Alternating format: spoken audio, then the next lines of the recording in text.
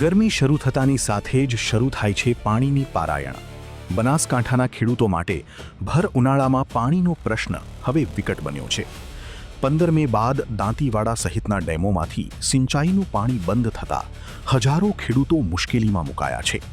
ખેતરમાં તૈયાર પાક સુકાઈ જવાની ભીતિ વચ્ચે ખેડૂતો સરકાર સમક્ષ ગામે ગામના તળાવો ભરવાની માંગ કરી રહ્યા છે.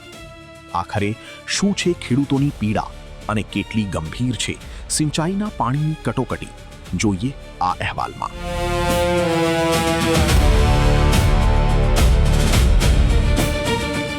ઉનાળાની શરૂઆત થતાની સાથે જ બનાસકાંઠા જેવા સૂકા વિસ્તારમાં પાણીની સમસ્યા વિકરાળ બનતી હોય છે. જિલ્લાના મોટાભાગના લોકો ખેતી અને પશુપાલન સાથે સંકળાયેલા છે, જેથી સિંચાઈનું પાણી મેળવવું ખૂબ જ અગત્યનું બની જતું હોય છે. તંત્ર દ્વારા હાલ સિંચાઈનું પાણી રોકી દેવાતા ખેડૂતોની હાલત કફોડી બની છે. ઉનાળાની સિઝન ચાલી રહી છે અને એમાંય કાળઝાળ ગરમી વર્તાઈ રહી છે. એમાં 42 થી 43 ડિગ્રીનું તાપમાન પણ નોંધાઈ રહ્યું છે. એને લઈને સૌથી વધુ પરિસ્થિતિ ઊભી થઈ હોય તો આજે ખેડૂતોની છે.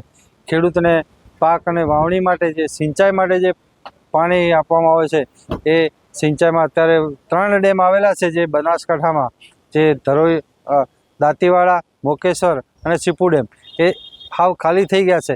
એને લઈને સિંચાઈમાં પણ પાણી બંધ કરી દેવામાં આવ્યું છે. અને બીજું જે કસરાથી દાંતીવાડા લાઈન હતી જે તળાવ ભરવાની, એ પણ જે ઉનાળાની અંદર બંધ કરી દેવામાં આવે છે. બીજું જે ધનપુરાથી જે દાંતીવાડા તળાવ, મલાણા સાઈડના આ વિસ્તારના કેટલાક તળાવ ભરવાની યોજના હતી એ પણ ગોકળ ગતિએ ચાલી રહી છે. જેને લઈને આ વિસ્તારની અંદર પાણીની ખૂબ જ તંગી વર્તાઈ રહી છે. એટલે ખેડૂતોને અત્યારે પશુપાલન કરવા માટે પણ ઘાસચારો લાવવો પડે, ખૂબ જ મોંઘો થઈ ગયો છે. એટલે ખેતી પણ એક લીલો ઘાસચારો ઉત્પન્ન કરવા માટે પણ પાણીની ખૂબ તકલીફ પડી રહી છે. પાણીના તળ પણ આ વિસ્તારના ખૂબ ઊંડા ગયેલા છે. એટલે હાલમાં આ ખેડૂતોને સૌથી વધુ કપરી પરિસ્થિતિ વેઠવી પડે છે. તંત્ર દ્વારા 15 મેથી એકાએક કેનાલોમાં પાણી બંધ કરી દેવામાં આવતા ખેડૂતો હવે મૂંઝવણમાં મુકાયા છે. એક તરફ ખેડૂતોના ખેતરોમાં ઉનાળુ પાક તૈયાર થવા આવ્યો છે, તેવા સમયે કેનાલોમાંથી મળતું સિંચાઈ માટેનું પાણી બંધ કરી દેવામાં આવ્યું છે, જેના કારણે મોઢે આવેલો કોળિયો ખેડૂતોના હાથમાંથી છીનવાઈ જાય તેવી પરિસ્થિતિ ઊભી થઈ છે. ઉનાળામાં જ્યારે પાણીની ખેડૂતને ખરેખર વધારે જરૂરિયાત હોય છે, પશુપાલકને પણ જરૂરિયાત હોય છે, ત્યારે ઉનાળામાં કેનાલોમાં અને ડેમમાં પાણી રહેતા નથી. આ વર્ષે પણ કંઈક આવી જ પરિસ્થિતિ થઈ છે.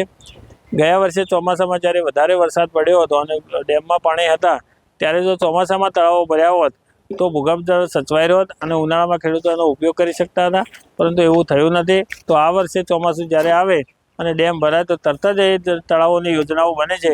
એ યોજનાઓ થકી તળાવોમાં પાણી નાખવામાં આવે અને એ પાણી નાખવાથી ભૂગર્ભ જળ ઊંચું આવશે તો ખેડૂતોને ફાયદો થશે. નગર અત્યારે ખૂબ વિકટ પરિસ્થિતિ છે. એક તરફ ખેડૂતો ચિંતિત વદની ફરિયાદ કરી રહ્યા છે, તો બીજી તરફ જિલ્લા કલેક્ટર કહી રહ્યા છે કે જિલ્લામાં આવેલા 3 ડેમનું પાણી લોકોના પીવા માટે રિઝર્વ રાખવામાં આવ્યું છે. બનાસકાંઠા જિલ્લામાં ખાસ કરીને દાંતીવાડા, સીપુ અને મુક્તેશ્વર એમ 3 જળાશય યોજનાઓ આવેલી છે. સીપુ અંતર્ગત 16,000 હેક્ટર, દાંતીવાડામાં 45,800 હેક્ટર અને મુક્તેશ્વરમાં 62,000 હેક્ટર જેટલો વિસ્તાર સિંચાઈ અંતર્ગત લાભાન્વિત થાય છે.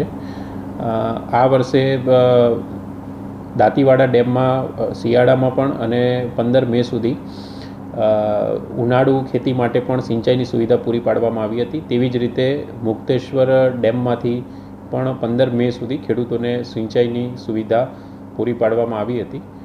દાંતીવાડા જે ડેમ છે એમાં 26% સ્ટોરેજ હાલમાં પણ ઉપલબ્ધ છે, જેમાંથી આપણે 14% પીવાના પાણી માટે અનામત રાખીએ છીએ અને આ અંતર્ગત 142 જેટલા ગામો પીવાના પાણીથી લાભાન્વિત થાય છે. તથા મુક્તેશ્વર ડેમમાં પણ હાલમાં 60 થી 65% જેટલો સ્ટોરેજ છે.